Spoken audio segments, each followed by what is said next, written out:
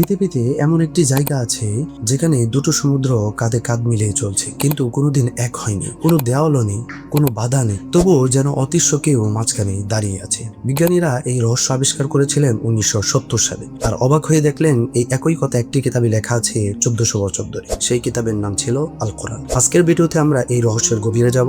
শেষ পর্যন্ত থাকুন, কারণ একটা তথ্য আছে যেটা আপনাকে সত্যি চমকে দিবে। আজ থেকে প্রায় 1000 বছর আগে আরবের মরুভূমিতে একটি বাণী নাজির হয়েছিল। আল্লাহ তাআলা সূরা আর রহমানে সেই বাণীর মধ্যে ইরশাদ করেছেন, মারাজাল বাহরাইনি ইয়ালতাকিয়ান বাইনাহুমা বারযাখুন লা ইয়াবগিয়ান। তিনি দুই সমুদ্রকে ছেড়ে দিয়েছেন, তারা পরস্পর মিলিত হয়, কিন্তু তাদের মাঝে রয়েছে এক অদৃশ্য অন্তর যা তারা কখনো অতিক্রম করে না। একটু আপনি চিন্তা করুন, তারা মিলিত হয় অর্থাৎ পানি পাশাপাশি আছে, কিন্তু সীমা লঙ্ঘন করে না, অর্থাৎ তারা মিশছে না। শুধু এই একটি আয়াত নয়, সূরা আল ফুরকানে আল্লাহ তাআলা স্পষ্ট ভাষায় বলেছেন, ওয়া হুয়াল্লাযী মারাজাল বাহরাইনি হাযা আযবুন ফুরাত ওয়া হাযা মিলহুন উজাজ ওয়া জাআলা বাইনাহুমা বারযাখা ওয়া হিজরান মাহজুরা। আর তিনি দুই সমুদ্রকে একসাথে প্রবাহিত করেছেন, একটি মিষ্টি ও সুপেয়, অন্যটি লুনা ও তিক্ত। আর তিনি তাদের মাঝে রেখেছেন এক অন্তরায় এবং এক দুর্বোধ্য পাছি। সূরা আল ফুরকানে আল্লাহ তাআলা এমনটা বলেছেন। এই আয়াতে তিনটি তত্ত্ব দেওয়া আছে।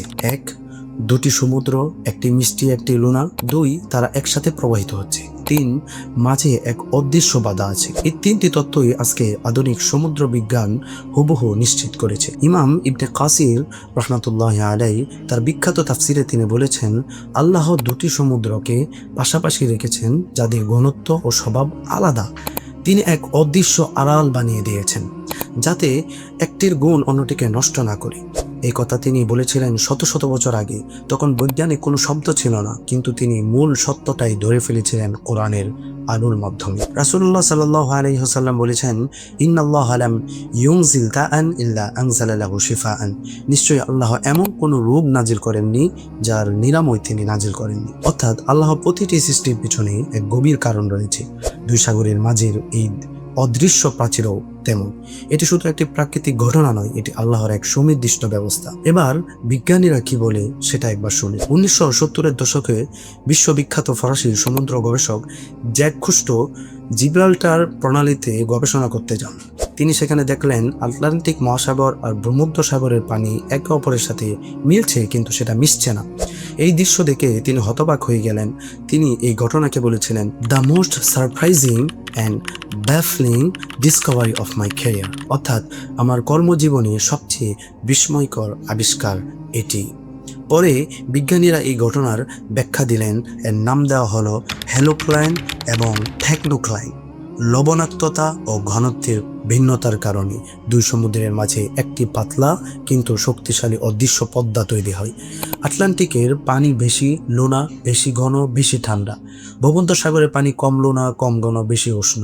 একটি সমুদ্রের পানি অন্যটিতে ঢুকতে পারে, কিন্তু ধীরে ধীরে নিজের মূল বৈশিষ্ট্য হারিয়ে ফেলে। ঠিক কোরআনের ভাষায় তারা সীমানা লঙ্ঘন করে না। জার্মান বিজ্ঞানী 1962 সালে ভ্যাব অল মানদেব প্রণালীতে একই দৃশ্য দেখেছে। আলাস্কার উপসাগরে হিমবাহের মিষ্টি পানি আর প্রশান্ত মহাসাগর লোনা পানিতেও একই ঘটনা। পৃথিবীর বিভিন্ন প্রান্তে একই নিয়ম, একই ব্যবস্থা। এখন সবচেয়ে চমকের অংশ আসুন। জ্যাক কুস্টো এই দৃশ্য দেখে এতটাই অবাক হয়েছিলেন যে তিনি পরবর্তীতে কোরআন নিয়ে গবেষণা শুরু করেন। একজন মুসলিম বিজ্ঞানী যখন তাকে সূরা আর রহমানের সেই আয়াতটি পড়ে শোনালেন, তিনি স্তব্ধ হয়ে গিয়েছিলেন, কারণ তিনি যা সমুদ্রের গভীরে নিজের চোখে দেখেছিলেন সেই হুবহু বর্ণনা 1400 বছর আগে লেখা একটি কিতাবে রয়েছে। সুবহানাল্লাহি বিহামদিহি। আল্লাহ তাআলা সূরা ফুসসিলাতে বলেছেন, সানুরিহিম আয়াতিনা ফিল আফাক ওয়া ফি আনফুসিহিম হাত্তা ইয়াতাবায়ানা লাহুম আন্নাহুল হক। যার অর্থ হলো, আমি তাদের দেখাবো আমার নিদর্শন দিগন্তে এবং তাদের নিজেদের মধ্যে, যতক্ষণ না তাদের কাছে স্পষ্ট হয়ে যায় যে এটাই সত্য। বিজ্ঞান যত এগিয়ে যাচ্ছে, কোরআনের সত্যতা তত উজ্জ্বল হচ্ছে। প্রতিটি সমুদ্র তার নিজের পরিচয় ধরে রাখে। একটি মিষ্টি, একটি লোনা। তারা মিলিত হয় কিন্তু নিজেকে হারায় না। এই অদৃশ্য প্রাচীর না থাকলে কি হতো? সমুদ্রের সব পানি একসাথে মিশে যেত। লুনা পানির মাছ বাঁচত না, মিষ্টি পানির প্রাণী টিকে থাকতো না, হাজার হাজার প্রজাতি বিলুপ্ত হয়ে যেত। এই একটি অদৃশ্য পদ্মা কোটি কোটি প্রাণীর রক্ষক। তাই তো রাসূলুল্লাহ সাল্লাল্লাহু আলাইহি ওয়াসাল্লাম বলেছেন, তাফাক্কারু ফি আলা ইল্লাহ। আবার কোথাও বলেছেন, তাফাক্কারু ফি খালকিল্লাহ, অর্থাৎ আল্লাহর নিয়ামত নিয়ে চিন্তা করো। আল্লাহ তাআলা বলেছেন, পৃথিবীতে দৃঢ় বিশ্বাসীদের জন্য রয়েছে অসংখ্য নিদর্শন। দুই সাগরের অদৃশ্য আড়াল সেই নিদর্শনগুলোর মধ্যে একটি। ভিডিওটি যদি ভালো লেগে থাকে একটি লাইক দিবেন, যাদের এই কথা জানা দরকার তাদের সাথে শেয়ার করুন, কমেন্টে লিখুন কোরআনের কোন আয়াতটি আপনাদের সবচেয়ে বেশি ভাবিয়েছে। আল্লাহ আমাদের সবাইকে সত্য বোঝার তৌফিক দিন। আসসালামু আলাইকুম ওয়া রাহমাতুল্লাহি ওয়া বারাকাতুহু।